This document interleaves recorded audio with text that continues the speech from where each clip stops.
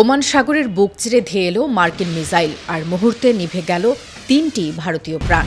দিল্লির ক্ষোভের পারদ যখন আকাশচুম্বী, ঠিক তখনই মার্কিন পররাষ্ট্রমন্ত্রী মার্ক রুবিও ঢাললেন জ্বলন্ত আগুনে ঘি। ওয়াশিংটনের সাফ কথা, হরমুজে চলতে হলে মানতে হবে মার্কিন নির্দেশ। কূটনৈতিক শিষ্টাচারের সব সীমা পার করে ভারতের করা প্রতিবাদের জবাবে সুর নরম করা তো দূর, উল্টো নয়াদিল্লিকে চরম হুঁশিয়ারি দিয়ে রাখল হোয়াইট হাউস। ১৩ জুন ইউরোপ সফরে থাকা ভারতের পররাষ্ট্রমন্ত্রী এস জয়শঙ্করের ফোনে যখন বেজে ওঠে মার্কিন পররাষ্ট্রমন্ত্রী মার্ক রুবিওর কল, তখন পরিস্থিতি শান্ত হওয়ার বদলে রূপ নেয় এক ভয়ঙ্কর স্নায়ুযুদ্ধে। ওমান উপসাগরে একটি বাণিজ্যিক জাহাজে মার্কিন সামরিক বাহিনীর বর্বর হামলায় ৩ ভারতীয় নাবিক নিহতের বিষয়টি জয়শঙ্কর অত্যন্ত কঠোর ভাষায় উপস্থাপন করেন।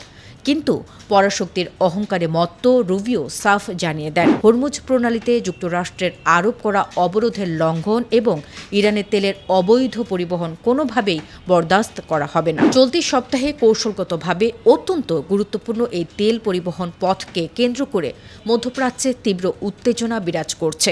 দুঃখজনক বিষয় হল, ইরানের সঙ্গে নতুন করে সংঘাত ছড়িয়ে পড়ার পর থেকে এ পর্যন্ত ভারতীয় ক্রুবাহী অন্তত ৩টি জাহাজ মার্কিন আগ্রাসনের শিকার হয়েছে। এই অগ্রহণযোগ্য হত্যাকাণ্ডের প্রতিবাদে ফুঁসে উঠেছে পুরো ভারত। বাণিজ্যিক জাহাজগুলোতে মার্কিন বাহিনীর হামলার তীব্র প্রতিবাদ জানাতে শুক্রবার নয়াদিল্লিতে নিযুক্ত শীর্ষ মার্কিন কূটনীতিককে তলব করে মোদি সরকার।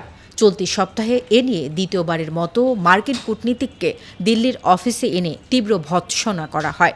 ভারত কেন এই রুটের নিরাপত্তা নিয়ে এত চিন্তিত? আসলে ভারতের অপরিশোধিত তেলের একটি বিশাল অংশ আসে মধ্যপ্রাচ্য থেকে, যা এই হরমুজ প্রণালী হয়েই ভারতের বন্দরে পৌঁছায়। তাই এই রুটের সামান্য বিশৃঙ্খলাও ভারতের অর্থনীতির ভিত্তিকে নাড়িয়ে দিতে পারে।